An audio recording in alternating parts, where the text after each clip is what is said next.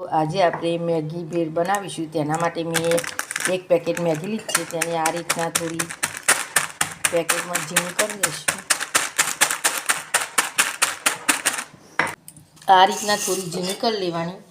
હવે મેં એક કઢાઈ મૂકી છે। કઢાઈમાં તમે ઘી કે બટર ઉમેરી,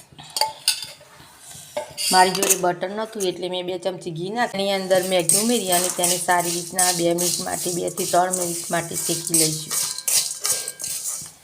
હવે મેગી સારી રીતના શેકાઈ ગઈ છે। હવે ગેસને બંધ કરી અને એક પ્લેટમાં મેગી બધી લઈ લઈશું। હવે તેની અંદર થોડું લાલ મરચું ઉમેરીશું, થોડું મીઠું ઉમેરીશું, તેની અંદર મેગી મસાલો ઉમેરીશું,